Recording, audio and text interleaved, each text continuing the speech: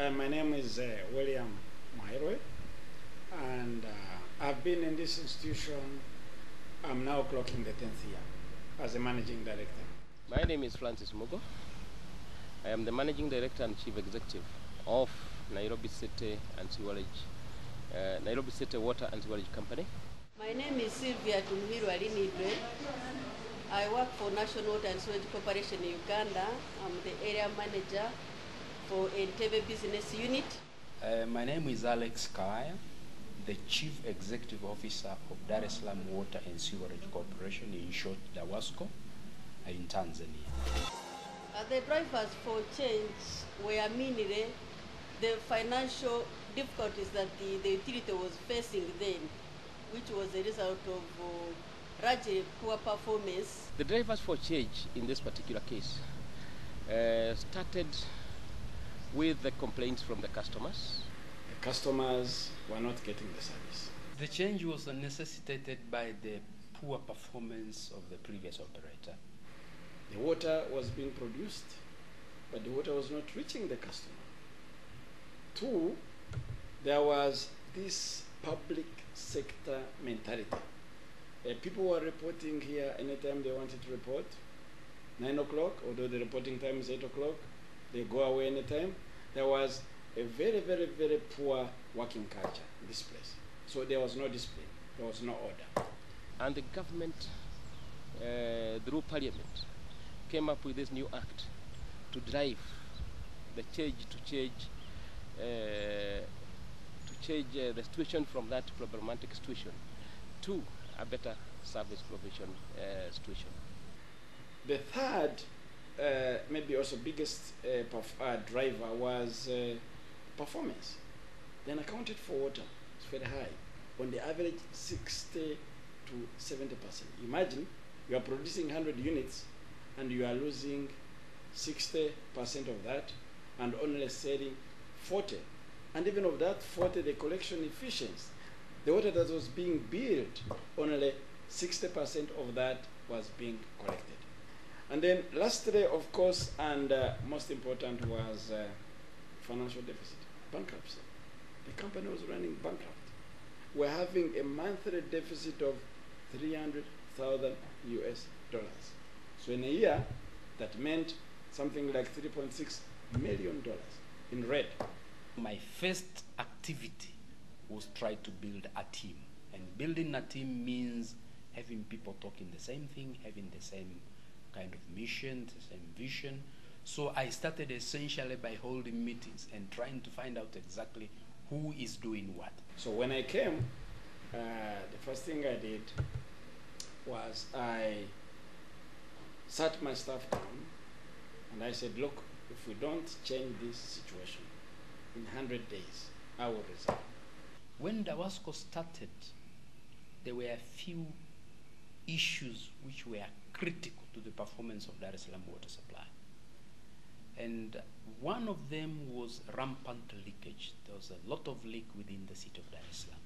The revenue collections were very low, and customer care was also very, very poor. And therefore, we prepared what we called a 100 days rescue plan. In this strategic plan, we identified issues like poor staff morale. We identified issues like poor customer service. We identified issues like the people in the informal settlements or the slums who are not receiving water as expected. And therefore, we needed to change many, many areas. Change must be from within.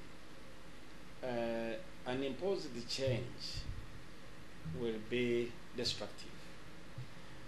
I knew that if I didn't drive my own people to understand that something had to be done, I knew if I had to bring a consultant to come and tell us whether we are performing or not, there would have been resistance. Of course, there was resistance, but I was lucky because I employed a few managers from outside who I would refer to as my change champions.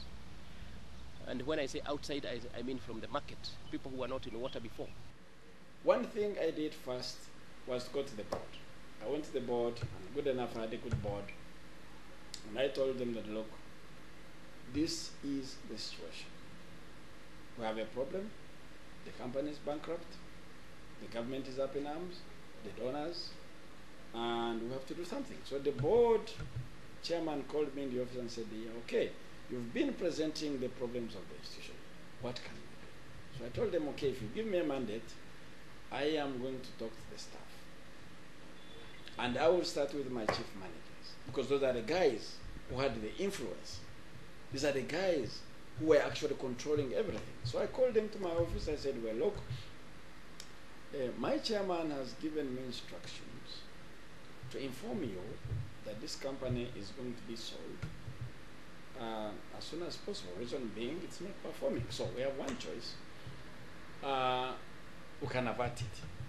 And the only way we can avert it is to speed up our performance. When I started, I took all the managers as I found them. I didn't make any change. But with the new organization structure, I had to reform the entire organization. I had to restructure, and therefore I had to make a few changes, and in particular on managerial levels. So what I did was to do what we call open recruitment, whereby I advertised all positions of the managers. There were about 35 managers by then. The new structure had about 28 managers, and so I had to advertise all 25 positions.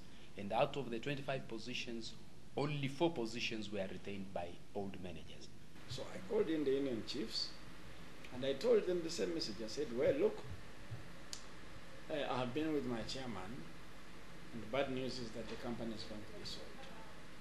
And it's going to be sold because the costs are very high, customers are complaining, government is complaining, the donors are complaining, and we have no choice. So the only choice you have, you as the workers, head of the workers, is go and tell your people down there that if you don't pull up your socks, the company is gone. If the company is gone, then you are also gone. And if you are gone, your families are gone. So I created maybe what you would call fear. So what was only needed was a bit of an injection, a bit of a motivation, a bit of sense of direction. So we coned up a vision. And our vision was, together, that we wanted to be the pride of the water sector in Africa. We want to be the leading water service provider in the continent of Africa, providing world-class service in the provision of water and sewage service.